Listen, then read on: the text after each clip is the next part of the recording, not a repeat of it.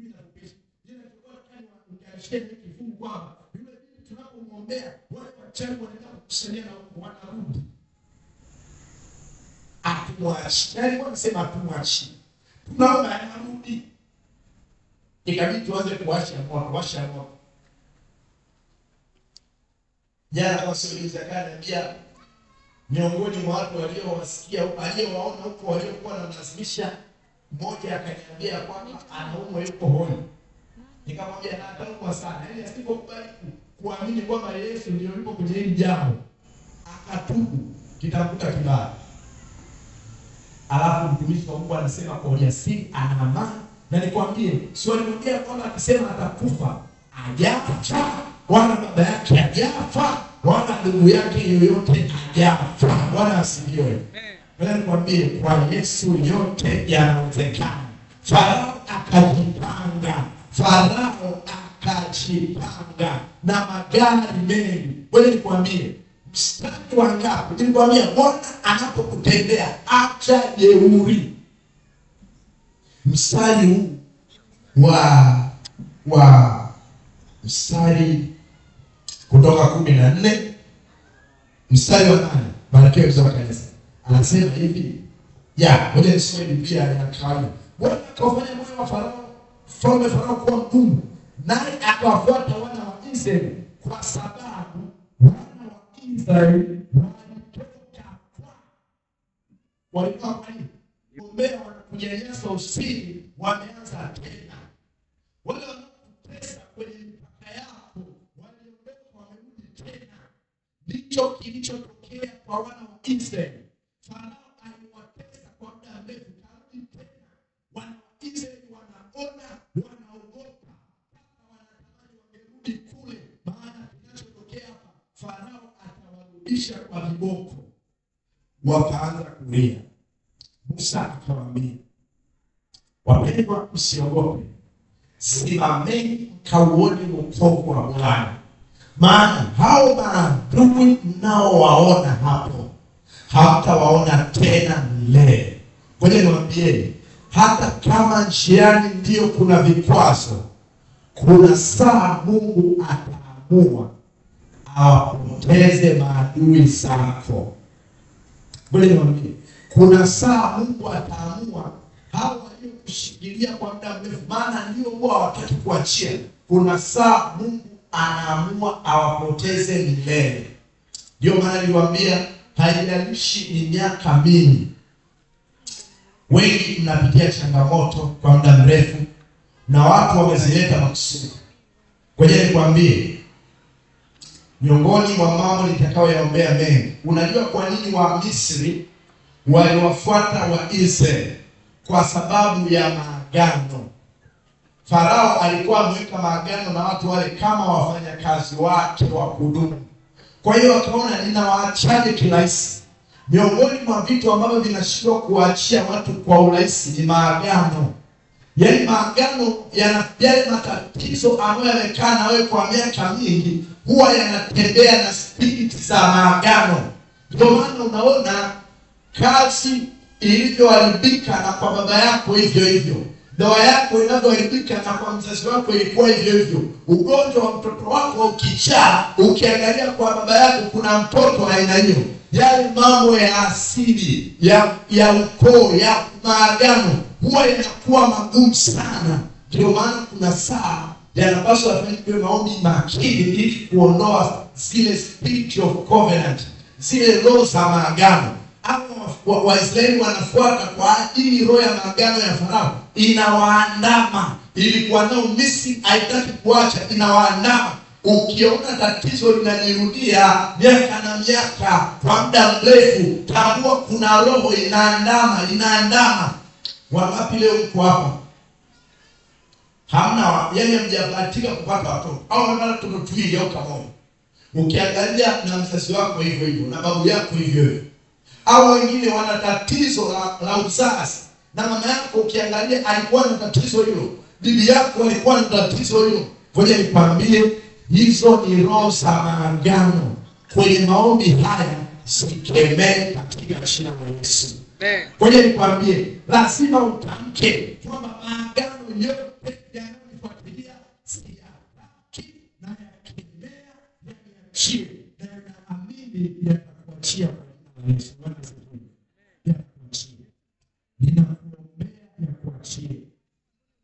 Leo nilikuwa nawasiliana na binti mmoja ananipatia ushuhuda. Sema pastor, hata nilisahau. Sema pastor, maombi yale tuliyofanya Bwana amenijibu. Vipi? Amekaa kwenye ndoa hata anapokuambia anatoa kisa bila aibu. Amekaa kwenye ndoa miaka mingi bila kufanikiwa kupata mtoto. Na madaktari wakamwambia kwamba haiwezekani. Hajawahi kubeba hata ujauzito. Basi alikumbusha nikakumbuka mwaka huu mwezi wa kwanza nikiwa naendesha juma la Mungu kanisa la Mizeituni kule Geita Katoro. Alikuja usini akanipa hizo kisa. Hawezi kushika ujauzito, siku zimeharibika, hospitali ameenda, wanamwambia ni ngumu. Ikapelekea mpaka wale ndugu upande wa ukweli wakaanza kumsema na kumtamkia maneno, wewe hauna kizazi, hautazaa. Alipokuwa ananisimulia leo tunatembelea na mtu wa kanisa kwenye message, ndio nikaanza kuvuta picha na kukumbuka kweli mwaka huu mwezi wa kwanza. Maana alikuwa ananipa shuhuda ya tayari akishangilia ana mtoto tumboni. Nikawa namtukuza Mungu. Kweli nikwambie, sema pastor, nilikuja ukaomba nikatoa machozi. Nikasema Mungu, mwaka huu baada ya siku 10 za maombi naomba nipate ujauzito. Maana hajawahi kushika. Wapendwa, hivi ninavyowaambia ana mtoto tumboni na anakaribia kujifungua. Miaka 4. Ngoja nikwambie, wewe mama ambaye unaambiwa kwamba hautazaa, ambaye analeta watoto sio mume, watoto wanatoka kwa Bwana. Atakupatia kwa jina la Yesu. Na kutia moyo. Hata kama kuna ndugu yako anapitia tatizo la usafi la kutokuzaa, ninaomba andika jina lake sasa hivi utakuja kuliweka huko. Hata kama hayuko hapa, Bwana atamtendea huko kwa jina la Yesu. Bwana asifiwe. Namshiriki mwingine kwa ushuhuda jana tu hapo. Jana hapa natoka.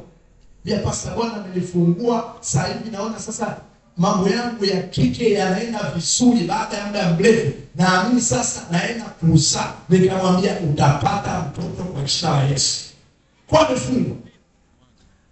Wapendwa, Bwana akawaambia wana wa Israeli. Bwana akawaambia wana wa Israeli, simameni msiogope. Maana Wamisri mnaowaona hamtaona tena. Hicho kilio unacholia kwenye ndoa yako, ninakuombea leo kisisikike tena kwa jina la Yesu. Bwana asifiwe. Angalia wewe wapigania mstari wa 15. Bwana akamwambia Musa, mbona unanililia mimi? Waambie wana wa Israeli waendelee mbele. Hapo anapenda sana ya mafungu ni mazuri. Wote unajua kwa nini wana wa Israeli waliogopa? Nyuma wakaona kuna maadui wanakuja. Mbele wakaona kuna bahari. Pembeni hakuna njia. Kwa hiyo wakaona wakienda mbele wanaenda kuzama. Nyuma wanaenda kuwa mateka tena. Wanalia waende wapi? Mungu anawaambia msirudi nyuma. Songa mbele. Wapendwa wanaambiwa wasonge mbele na wakati mbele kuna bahari. Wanakwambia kuna nyakati za maisha hautamani kwenda tena mbele pachungu. Kurudi nyuma unaona pachungu. Huko uone njia. Wanakwambia ukikutana na changamoto yoyote hakuna kurudi nyuma. Songa mbele. Bwana asifiwe. Hamjanielewa washiriki. Unapokutana na tatizo kubwa mbele, usirudi Misri. Hata kama kuna maji, pita kwenye hayo maji, hautazama kwa jina la Yesu. Mbele kuna bahari. Mungu anawaambia mbeleni mbele. Shona msingi, tunaendaje mbele kuna bahari? Mungu alikuwa anawatengenezea imani. Ngoja niwaambie, wana wa Israeli hata kama wasingeichapa bahari na fimbo, kauli ya Mungu kuambia waendelee mbele, wakikanyaga tu maji baharini yangeachia mengi. Maana Mungu aliwaambia waende mbele kabla hajamwambia Musa pasua maji. Maana Mungu anajua hiyo sehemu ambayo unaona haipitiki, Mungu anaona inapitika. Hiyo sehemu ambayo unaona hakuna njia, Mungu anaona kuna njia. Hiyo sehemu ambayo kuna giza, Mungu anaona kuna giza. Ndio maana mimi nimefikia stage, yaani chochote kile utakuja nacho kigumu, mimi wanaamini kinawezekana. Hata kama sio leo, imani yangu ni kwamba kwa Mungu yote yanawezekana. Bwana asifiwe. Mwangalie jirani yako, mwambie usibague matatizo, mwambie Mungu anaweza yote. Maana kuna wakati watu wanaona hivi haiwezekani, wanaona haiwezekani katika baharini, lakini Mungu akamwambia sogeni mbele. Bwana akamwambia Musa, mbona unanililia mimi? Mwambie wana wa Israeli waendelee mbele. Kwa Yesu hakuna kurudi nyuma. Wewe mwambie, baada ya maombi ya kifua, mimi nawaombea msiache kuomba, sogeni mbele. Songeni mbele. Hata kama mzee wa kanisa atakuwepo, songeni mbele. Hata kama mchungaji Morris ambaye ameandaa chumba la maombi, hata kama hatakuwepo, washiriki wa kifuru, endeleeni mbele. Siache maombi. Anasema nawe inua yako, kanyoshe mkono wako juu ya bahari na kuigawanya, nao wanaulize watapita katikati ya nchi kavu. Hata kama kuna bahari, mtu wa Mungu ataweka nchi kavu, na Wamisri watajua ya kuwa mimi ndiye Bwana nitakapokwisha kulipatia utukufu kwa Farao na magari yake na farasi zake. Kuna wakati Mungu huwa anaacha alipatie utukufu. Jiwe mtu mmoja alimuuliza pasa, kwa nini Mungu anaruhusu maadui wakufuatilie? Kuna pointi Mungu ameweka, maadui watambue ya kwamba Mungu ndiye Bwana anayeweza. Mungu anakuwa ameweka level ambayo watu wakiri ya kwamba yeye anaweza. Mungu anafanya hivyo ili kujipatia utukufu. Kwa nini tatizo limerudi? Mungu anataka kujipa utukufu. Kwa nini tumekuombea umepata kazi, umefukuzwa? Mungu anataka ajipatie utukufu. Ndio kubwa sana. 18. Na Wamisri wanajua ya kuwa mimi ni Bwana nitakwisha kujipatia utukufu kwa Farao. Vita inaanza. Angalia nyakati hizi, vita inaanza. Kisha malaika wa Mungu aliyetangulia mbele ya jeshi kaondoka akaenda nyuma yao. Yaani kwenye mafungu na tamani nishike kabisa. Kwa ili muelewe. Vita inapokuwa kali sana, Mungu huwa anaongeza ulinzi. Hata unasikiliza hapa najua unapitia vita kali. Wewe nikwambie, kwenye hiyo vita kali ulinzi wa Mungu ni mkubwa. Bwana asifiwe. Wewe nikwambie, hata sisi tunaosimama mbele yenu tunapata vita kubwa, lakini kwa sababu tunamjua Yesu, tunajua ya kwamba atatulinda. Haleluya. Na wengine tumemwambia Bwana, hata kama tukifia kazini kwako inatosha. Asubuhi njema tutaonana katika ufalme wa mbinguni. Bwana asifiwe. Kwa hiyo naposimama mbele yako kuambia mambo ya ujasiri, vita kwangu inakuwa kali. Sababu shetani anachukia, anasema aka. Watu mmoja alikuwa tunamwambia juzi, pepo ile ikasirika, imenyoshia kidole, tunapitia sana. Ambia wapusi, niona roho mikwala tu ya nchi ya neti. Mapepo yana mikwala. Kwa nini unaweza kupiga tukaacha kuomba? Ngoja niwaambie, vita inapokuwa kali, usiogope. Ulinzi wa Mungu unaongezeka. Bwana asifiwe. Wewe mtoto unayenisikiliza, unapoona masomo yamekuwa magumu sana, uwezo wa Mungu utaongezeka. Utayahimili kwa jina la Yesu. Utayahimili. Ujue leo mengine hata sio mazuri kuyasema. Leo nilipokuwa nimelala, kakaja kajitu kunijaribu.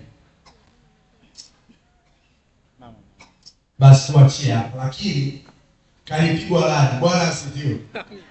Shangaa kule wazangu asubuhi tu hata haiku kuvu hiyo, na shangaa sikumuni, siwezi kusema kwa jina la Yesu, siwezi kusema chochote.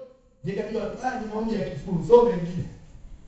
Yaani wewe unajua, na Bwana kamusu hiyo aingie hapa ndani kwa sababu atapewa fimbo za kutosha. Niko kifuru. Kuinuka na shida kuona hivi na kuinuka kwenye kitanda na shindwa, kukemea kwa jina la Yesu na shindwa. Sasa mimi mwenyewe nabaki na cheka kabla Yesu. Ina maana na feki kitanda. Sasa uzuri wa Yesu ambacho wanampendea, hata ukiomba kimoyo moyo yeye anasikia. Bwana sikio. Amen. Kwa hiyo nikasema hii iliyokuja hapa na kuambia mambo ya leo kuamkia leo. Nikasema hii iliyokuja hapa yenyewe inategemea sitaomba. Sasa nikasema ngoja niombe moyoni. Nikaanza kuomba niambia Mungu. Hii nguvu iliyokuja hapa. Maana Daiseo nilikuwa hata huyo tunamfili kabisa yuko nyuma. Muona kabisa. Ila anashindwa kulinga, anashindwa kuomba, nikija bili vita iliyoko pale kifuu. Kuna watu hawataki watu wafunguliwe. Nikamwambia Yesu, huyu mtu kabla hajaondoka mpatie habari ya kutosha. Unajua sisi tunaomba, yani tukisema habari, malaika wanakama kweli. Wananiga. Yaani napiga hivi kanyonge. Jana nilikuwa nataka ofisini, ndio mmoja akaenda salau na yeye tukamfungia kama. Kafungwa hivi, nasema hakuna kuachia. Kabaki hivi, kuna kamba wala nini. Sasa nikasema naomba moyoni, maana siwezi kuongea, naambia kisanja kweli. Vita gani nikamwambia Yesu, naomba hata nilipokuja hapa katika maana ukuli kalikuwa kamoja. Nikasema naomba ukaniongee, alafu mzuri pale wasee waliponipangia ni gorofani. Nikasema naomba asiangukie.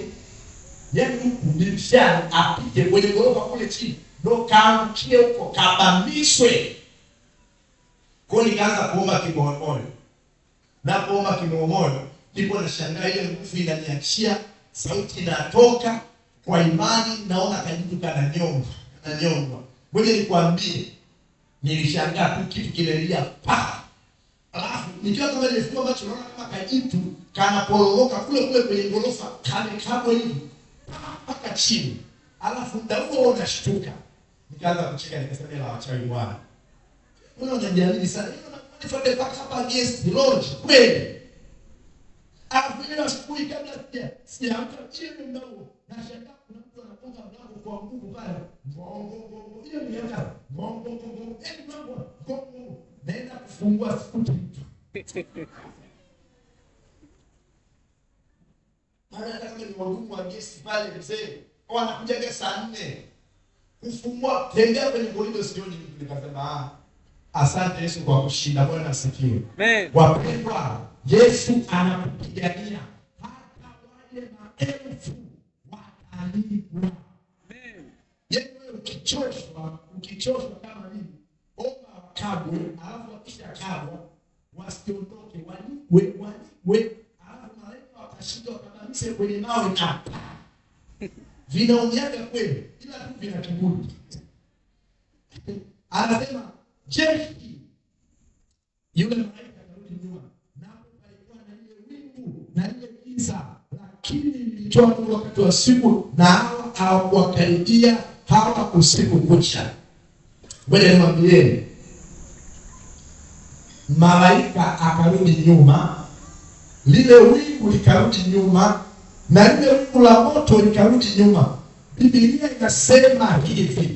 Biblia inasema hivi, lile wingu la moto kwa Waisraeli likawapa nuru, kwa Wamisri kukawa na giza.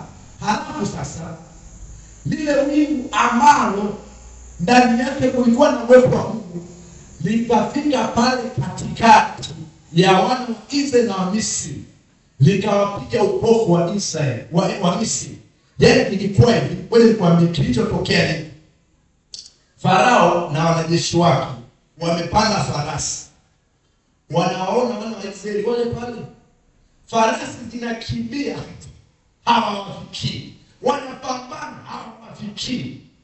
Ndio maana Biblia inasema hapa kwamba wakawakimbiza usiku kucha wala hakuwakaribia. Kuna saa Mungu anaweka upofu kwa maadui zako. Watakuwa wanakukimbiza, wanakuona huyo hapo lakini hawakushiki. Na unatembea tu mwendo mdogo, wanakimbia hawakushiki. Anasema usiku kucha Bwana akawapa upofu. Kuna wakati maombi ambao wanaombea watu, mwambie Mungu adui zako wapigwe upofu. Wasijue hata umeenda hapo. Hivi kuna majitu ya ajabu. Nimekuona hata inakuchora, linalioko ofisini, linalioko nyumbani. Yeye limekuchora. Muda mwingine mvuruge adui yako, mchanganye. Muda anajua uko ofisini kumbe uko nyumbani kanajileta unakakamata. Wachanganye. Kanajua uko nyumbani kumbe uko ofisini. Kwa nini anakukuta ofisini? Ndio hapa wa Israeli ili wingu iliwachanganya maadui, wakawa hawafikii, hawaoni. Omba Mungu awachanganye. Ngoja nikwambie, yeye Kristo inatakiwa maisha yako watu wakikuona wasikuelewe. Yeye wachanganye maadui. Yeye wasipanga waseme anajua tumfuatilie. Hatumfuatilie. Maana kila wakipiga rangi ya wakoni, maana wamekuona hapa huko, wamekuona hapa huko. Nilikuwa naonyesha na usauzi. Bwana asifiwe. Amen. Hapa naomba leo bila. Omba hilo leo bila. Bwana atafanya hivi. Musa akanyosha mkono wake juu ya bahari. Bwana akaifanya bahari irudi nyuma kwa upepo wa nguvu utokao mashariki usiku kucha. Akaifanya bahari kuwa nchi kavu. Maji yakagawanyika. Wana wa Israeli wakaenda ndani kati ya bahari katika nchi kavu. Nayo maji yalikuwa ukuta kwa mkono wa kuume na mkono wa kushoto. Ngoja muone Farao alikuwa mpumbavu na watu wake. Kuna wakati maadui wanakuwa wajinga. Ngoja Mungu akaipasua bahari. Waisraeli wakapita. Yale maji yakawa ukuta kwa wana wa Israeli. Biblia inasema mstari wa 25. Na wale watu wakawafuatia, wakaingia kati ya bahari, farasi zote za Farao na magari na wapanda farasi. Ikawa katika zamu ya alfajiri. Hivi ni wazee swali. Farao na watumishi wake hawana akili. Hivi njia ambayo mmeitengeneza wenyewe mnaweza kujisikia kupita. Hebu tuelewe kwa makini hata kama ni wewe. Siku zote baada ya hii unaitua. Si tunajua baada ya hii. Umeamka tu siku asubuhi unakuta ni mchikavu, unaenda kazi kwa mguu au kwa gari. Na wewe kwa akili yako hata bila kuuliza ile kwenye kwani na gari lako utamsele. Ndio walikufanya wapo. Wamepita bahari imeacha njia. Wana wa Israeli wanapita na wenyewe wakaona hata kamsele baada ya wazi yakapita. Ndio namna ambavyo Mungu anawatia upofu maadui zao. Kuna saa wataingia kwenye mtego. Wanapita njia ulizopita. Yaani kwambie kipigo watakachopigwa hawatarudi nyuma. Sasa wamekuta bahari nchikavu, eti wanapita. Wewe siku zote unajua hapa kuna mto umekuja nchikavu, watu wanatembea kwa mto. Na wewe huyo hata kuuliza hiyo Israeli ni kwaje yakanichanganya. Yaani Biblia tamu. Anasema wakawafuatia 24. Ikawa katika zamu ya alfajiri, angalia wakiwa ndani ya bahari. Leo kuna siri nitawapa na unaotazama online. Wana wa Israeli wa Misri waliangamizwa ndani ya maji, wakati wana wa Israeli na wenyewe bado walitoka ndani ya maji. Yaani Mungu aliamuru maji yarudi, lakini alirudi tu kwa wa Misri, lakini kwa wa Israeli hayakufika. Basi unaona wapi? Si kwenye Biblia hapa kusoma. Anasema ikawa katika zamu ya alfajiri, Bwana akalichungulia jeshi. Angalia hii kauli. Bwana akalichungulia jeshi la wa Misri katika ile nguzo ya moto na ya wingu, akalifadhaisha jeshi la wa Misri. Akayaondoa magurudumu ya magari yao hata yakaenda kwa uzito. Na wa Misri wakasema, kabla sijasoma hapo, kuna kauli wanayopenda. Yaani Biblia isome kwa vituo. Biblia inasema Bwana katika zamu ya alfajiri, ilikuwa inaelekea kukucha, Bwana akalichungulia jeshi la wa Misri katika ile nguzo ya moto. Ila Mungu anachekesha. Yaani kwenye ile nguzo ya moto Mungu akatoa jicho, anawachungulia. Ili leo anaika Mungu akawa anawadharau, anawaacha waingie kwenye mitego. Biblia inasema Bwana akawachungulia. Yaani akatoa jicho kwenye nguzo, anawachungulia, wananichanganya, anambia sogeeni, sogeeni, sogeeni, sogeeni, sogeeni, wanichanganya, sogeeni, wani ili wakipate cha mtema kuu. Na leo mimi ninapoombea mapepo, kuna wakati na yaache hadi yote ya kusanyana, namwambia malaika zungushia moto, hakuna kutoka kwanza, hakuna kutoka, alafu nakaa kwenye kiti. Naanza kusema malaika ungusa, mimi nakaa sioni. Wanabaki hapo ungua, tunataka kutoka, hakuna kutoka, muungue kwanza. Mungu akalichungulia, akawaambia njooni kwenye maji, njooni. Alafu alichokifanya, kwa sababu magari yao yalikuwa yanaenda kasi, Mungu akazifanya farasi zao ziwe nzito na magari yawe mazito. Kwa hiyo kumbuka, kwenye maji kuna wana wa Israeli, kwenye maji kuna wa Misri. Ila wale maadui farasi zao haziendi, ili ya kwamba wa Israeli wawahi kutoka wabaki hapo, wafie hapo. Angalia kilichotokea. Anasema hivi, baada ya Mungu kulichungulia, Mungu alitoa jicho kwenye nguzo. Wewe kuambie, kuna wakati Mungu anaamua kutoa uwepo wake kwa maadui. Anaamua kuwaonyesha kwamba yuko na wewe. Kuna saa wachawi wamezoea kukuloga, kuna siku watakuta Yesu kasimama mlangoni, alafu anamwambia karibuni, uone kama wataingia. Yaani kuna saa Mungu ataamua malaika waizunguke nyuma yako yote, alafu awache wasogee. Mungu akachungulia, anaendelea kuchungulia, anasema magari yakaanza kwenda kwa uzito. Sasa ngoja niwaambieni, wa Misri wakagundua, Farao akagundua ile jambo sio la kawaida. Na umbeni nisome ile fungu vizuri. 25 anasema wa Misri walipofanya hivyo, wakasema na tukimbie mbele ya Israeli, kwa kuwa Bwana anawapigania kinyume cha wa Misri. Na umbeni nisikilize nao mnaotazama online.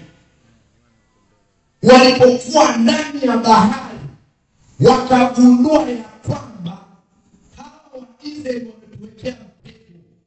Wakasema na tukimbie. Angalia kilichowatokea kama mchuni. Wakati wanapanga kugeuza, na kama niongee na mtu anayesikiliza hapa, wakiwa ndani ya maji wa Misri, wakagundua farasi yakitembea, magari yanatembea, wakagundua ya kwamba Mungu anawapigania. Kuna saa adui zako watagundua anayekupigania ni Yesu, wataamua kukimbia wenyewe. Wakasema na tukimbie. Angalia sasa, Mungu kama walipojua kukimbia, wameshaingia kwenye mtego. Mstari wa 26, jamani na tukimbie, Bwana anawapigania wa Misri. Mstari wa 26, naomba mmoja asome. Kilitokea nini? Wanapanga kugeuza, yaani wako ndani ya maji, wanapanga wageuke. Nini kilitokea? Mmoja asome. Nasema Bwana akamwambia Musa, nyosha mkono wako juu ya bahari. Sema Mungu ni mtamu sana. Akimbii Ili wao wamepanga kukimbia, Bwana anamwambia Musa, nyosha mkono ili maji yarudi tena juu ya Wamisri. Angalia, maji yarudi juu ya Wamisri. Wana wa Israeli walikuwa na wenyewe kwenye maji, ila maji yanaamuriwa yarudi kwa Wamisri. Hata kama utakuwa kwenye hali ngumu, Mungu anaporuhusu akupiganie, ngoja nikwambie, wewe hauwezi kupatwa na kitu kibaya. Msomaji ndiye anasema juu ya Wamisri, juu ya magari yao na juu ya farasi zao. Musa akaunyosha mkono wake juu ya bahari, na kulipopambazuka bahari ikarudi kwa nguvu zake. Wamisri wakakimbia mbele yake, na Bwana akawakutia mbali hao wa Misri kati ya bahari. Wamisri walipokuwa baharini waligeuza warudi. Anasema Bwana akawakimbiza. Yaani vile Mungu ni mtamu. Wingu likawakimbiza, hatoki mtu hapa. Wanataka kutoka maji haya yakawarudia. Anasema yale maji yakarudi yakafunikiza magari na farasi, hata jeshi lote la Farao lililoingia katika bahari nyuma yao hakusalia hata moja. Walipotaka kurudi, Bwana aliwapata. Lakini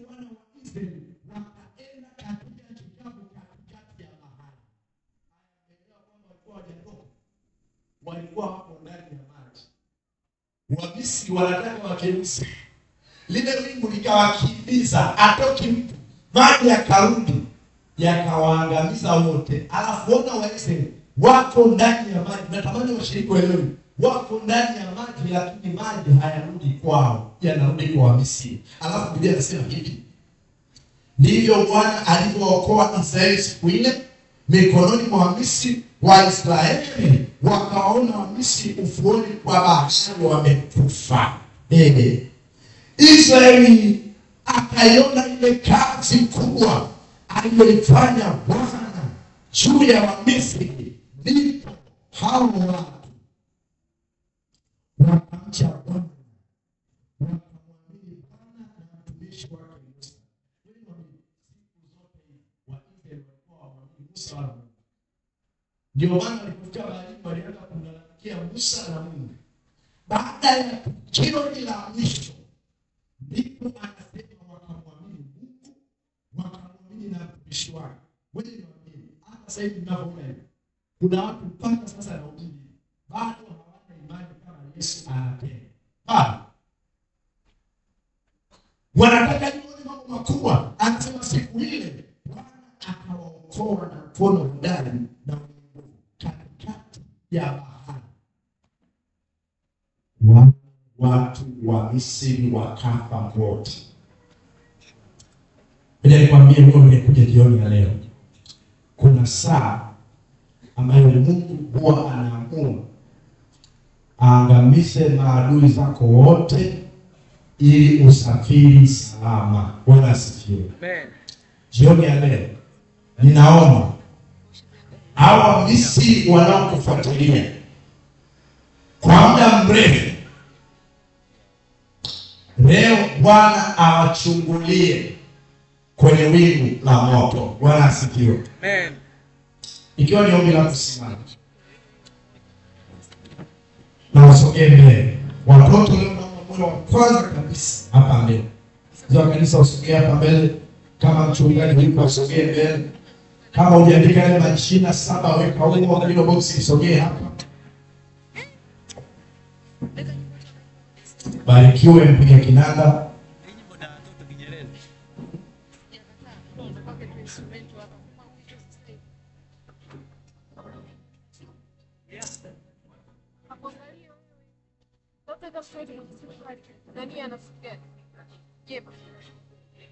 Toka 15 mstari wa kwanza. Ndipo Musa na wana wa Israeli wakamwimbia Bwana wimbo huu, wakanena na kusema, nitamwimbia Bwana kwa maana ametukuka sana. Farasi na farasi anawatupa mbali. Bwana ni nguvu zangu na wimbo wangu, naye amekuwa wokovu wangu. Yeye ni Mungu wangu, nami nitamsifu. Ni Mungu wa baba yangu, nami nitamtukuza. Bwana ni mtu wa vita, Bwana ndiyo jina lake. Wapendwa, ninyi ambao mnapitia hali ngumu,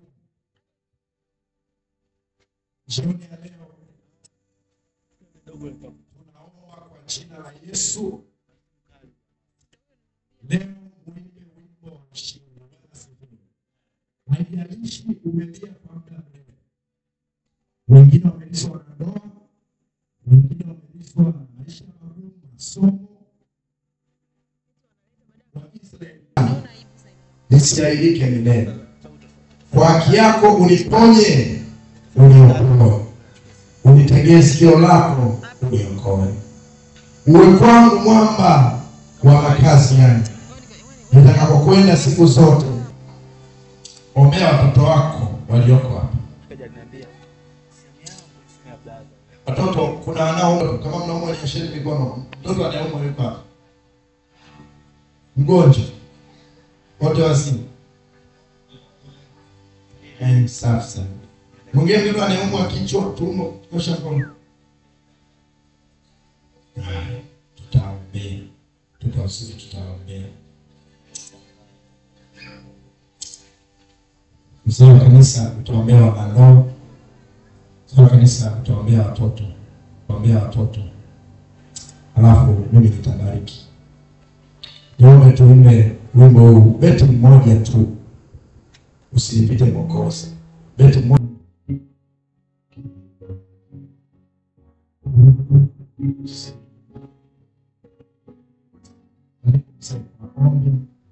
Maombi mafupi kwa hivyo vitu tumishi. Tuombe. Baba yetu wa mbinguni, jioni ya leo jina lako litukuzwe. Asante kwa ajili ya ujumbe mzuri na mkubwa ambao umenena nasi kupitia kinywa cha mtumishi wako.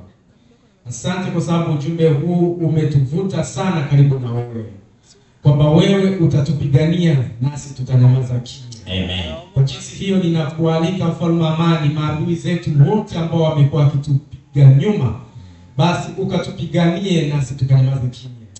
Wote wakapigwe na wakaanguke katika jina la Yesu Kristo. Wote wakaangamizwe kama ambavyo waliangamizwa wa Misri na Farao na jeshi lake. Jehova, mbele yako ni watoto ambao wamekuja. Tazama watoto hawa ni baraka umetupatia ndani ya kanisa hili.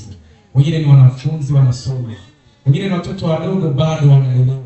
Wengine wako katika vidato vikubwa vya mitihani. Baba, ninakusihi kila mtoto ambaye amekuja jioni ya leo ukapate walioko mashuleni ukapate kuwabariki katika masomo yao. Na kama ilivyo ahadi yako ukawafanye kuwa vichwa wala si mikia. Baba, hawa ukawafanye kuwa juu tu wala sio chini, kwa kuwa ni watoto wa mfalme. Baba mbinguni, walee katika hekima na kimo akikupendeza wewe na wanadamu. Lakini pia ninakusihi ukawapatia afya njema. Wakinge dhidi ya nguvu za giza na mitego yote ya shetani. Waepushe hata na mambo mabaya huko shuleni. Baba mbinguni, asante pia kwa sababu watoto hawa umewainua. Na kwa hivyo walioko katika vidato vya mtihani wamefaulu katika jina la Yesu Kristo. Kwa sababu wewe ulipokufa pale msalabani Baba, kwa kupigwa kwako sisi tulipona. Kwa hivyo hata hawa wamefaulu. Ni wapatie tu afya njema ili wafikie katika mtihani hiyo wakiwa wenye nguvu na kujitolea. Lakini Baba, ninawaweka mikononi mwako, ukawabariki katika madarasa yao. Wanakutana na watoto tofauti walioelewa katika mazingira tofauti. Ninakualika mivuto hiyo ya kiovu isiwashike hao, kwa kuwa hao ni watoto wako. Baba mbinguni, asante kwa kuwa wamebarikiwa, na asante kwa kuwa tangu sasa hawa watakuwa ni vyombo vizuri shambani mwako. Hawa watafanya kazi yako, na hawa watakuwa baraka katika kanisa lako la Kifuru. Ninaomba hayo katika jina la Yesu Kristo. Amen. Amen. Baba na rafiki yetu, ninaungana na mzee kuhusiana na baraka za watoto. Baba, nawaleta wazazi wao katika saa hii. Baba, nazileta ndoa za watoto wao katika kanisa la Kifuru. Baba, ukawabariki. Baba, kawasikie. Iwenda kuna mzazi, kuna mwanandoa aliyoandika maombi yake katika sanduku hili ambalo nimeweka mkono juu yake kwa ishara ya uwepo wako. Baba, ukamsikie katika saa hii. Baba, bariki watoto wako. Iwenda kuna mwanandoa anapitia magumu fulani, anamimina moyo wako kwako saa hii. Baba, ukamsikie. Unapozuru wengine usimpite. Huenda ndoa yake imekuwa na maumivu makali. Baba, anaona ni bahari mbele. Wewe unamwambia katika jioni hii, songa mbele. Baba, ukamshindie mtoto wako. Baba, tunaweka wakfu wanandoa katika kanisa lako wanayesikia sauti hii. Huenda kuna ndoa fulani inalia, inapitia magumu, tunaieleza katika kiti chako cha rehema. Wewe Mungu mkuu, wewe ambaye unafanya mahali pasipokuwa na njia kuwa na njia. Baba, kafanye njia kwa ndoa fulani. Kuna familia fulani inapitia, Baba, haina upendo. Wewe ambaye ni muasisi wa upendo, Baba, karejeshe upendo katika familia ile. Baba, kuna mtoto wako fulani anaweka kila sababu, na kweli ukiangalia kwa binadamu ile ndoa imekwisha kuvunjika. Wewe Mungu unayeumba, Baba, Mungu ambaye unayezuia pepo, wewe Mungu unayetengeneza mambo kuwa mapya. Baba, kamtengenezee rafiki yule, kamtengenezee yule mwanandoa. Baba, wewe ambaye unayesoma moyo wa kila mtoto wako aliyeko hapa, kamrejeshee kama vile Naamani ulivyomrejeshea, mambo yakawa mapya. Tunakuita katika saa hii Baba, mtumishi wako atakapoendelea kuita kwa baraka kutano hili Baba, ukawabariki wanandoa. Ndivyo ninavyokuomba kwa jina lilo kuu la Yesu Kristo, amina. Baba, jioni ya leo angalia umati mkubwa huu wamekuja kanisa. Kila mmoja unasoma kinachoendelea katika moyo. Wamekuja watoto, hata vijana na wengine wasio na ndoa. Yesu, katika kusanyiko hili yuko mama mmoja anayelia sana kwa ajili ya ndoa yake, na ni siri yake, hata huenda wazee na wachungaji hawajui, ila yeye anajua anachokipitia. Yuko baba mmoja naye vivyo vivyo analia. Yuko mtoto mmoja naye vivyo vivyo analia. Wakati fulani Yesu, hata shida sio kwa wanandoa, shida ipo kwa maadui ambao wanatumbaa. Wanaotamani ndoa zivunjike ni wengi, wanaotamani amani isiwepo ni wengi. Angalia Yesu leo kwenye kanisa, wapo wamama wametelekezwa na wame sana, wapo wababa wametelekezwa na wake sana. Hata wengine huwa wanalia Bwana wanapoelezea magumu wanayopitia. Jioni ya leo Yesu, nyosha mkono kwenye kusanyiko hili. Kama ulivyochungulia Yesu kwenye wingu lile, ukaliona jeshi ambalo linawafuatilia watoto wako. Yesu, chungulia tena jioni ya leo kila maadui wanaotesa na kufuatilia ndoa zetu na kuhakikisha zinavunjika, wapigwe kwa jina la Yesu. Yesu, ninaomba tena jioni ya leo kila ndoa ambayo kakotuka kitu pamoja, kamemvuruga baba wa familia, kamemvuruga baba wa familia, kamchepuko katika jina la Yesu. Baba, ninaomba tena, wengine hawana aibu, wameenda kwa mganga ili kuharibu ndoa ya mtu. Kaenda kwa mganga. Wewe mpumbavu unayesikia kwenye ulimwengu wa roho, umeenda kwa mganga ili kuvunja ndoa ya mume wa mtu, ili kuvunja ndoa ya mke wa mtu. Leo Yesu, ninaomba hao watu wakakose amani jioni ya leo. Tunaomba Yesu, kila mahusiano yasiyo halali kwenye ndoa yavunjike kwa jina la Yesu. Yesu, wewe unajua hao wanaonyemelea ndoa, unawajua, hata wanaotumia ushirikina unawajua. Tunaita moto waliko, tunaita moto. Achia ndoa za watu, achia, achia. Wewe sikia, achia. Wewe mshinda baba huyu, ajali familia tena. Katika jina la Yesu. Yesu, sisi tunasema nao kwenye mpango wa roho. Maana hata wao wanafanya hivyo vitu, wao wanatamka, watu wamekuwa masusu, wanatembea hawaelewi. Wake za watu wanatembea hawaelewi. Upendo umepotea kwa mume, upendo umepotea kwa mke. Anamuona tena ni takataka, anamuona tena hafai. Wengine wameacha kutoa hata mahitaji. Baba, tunaomba hiyo roho katika siku za mwisho inayoharibu ndoa, achia moto kwenye hiyo roho ya kipepo, pepo linalovuruga ndoa za watu. Yesu, naamuru yale machini mahaba yaliyoingia kwenye ndoa, machini makata, hata panapozungumza yuko mtu, huenda hilo pepo liko chini, hiyo roho ambayo inafuruga, inafanya asiwe na amani na mume wake, asiwe na amani na mke. Hiyo roho iliyokufunga wewe mama, hiyo roho iliyokufunga hata umekuwa mchana, haijakuachia siku nyingi, pigwa. Yesu, sipigwe. Tunakataa hizo roho, sikuachie.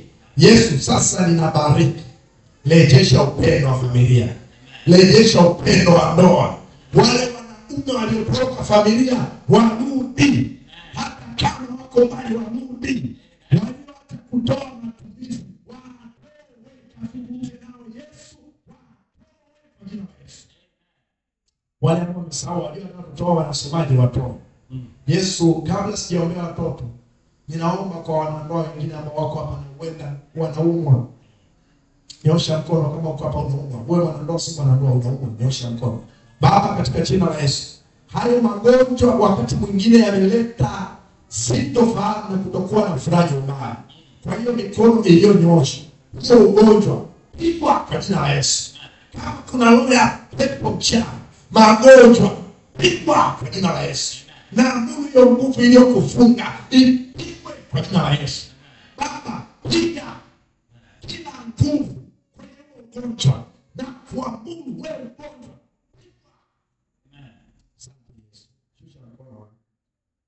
Baba, kuna watoto wamekuja hapa mbele, naomba kuwabariki, kwa sababu hawa watoto hawa Yesu, wengine wako tumboni bado hawajazaliwa, wengine ni vitoto vichanga vimebebwa. Yesu, hawa watoto hawa shetani hawapendi wafanikiwe. Wengine wanaona giza shuleni, wengine ubongo umekuwa mzito, hawaelewi. Watoto wengine Bwana wamekuwa watundu, hata wazazi wao hawaelewi.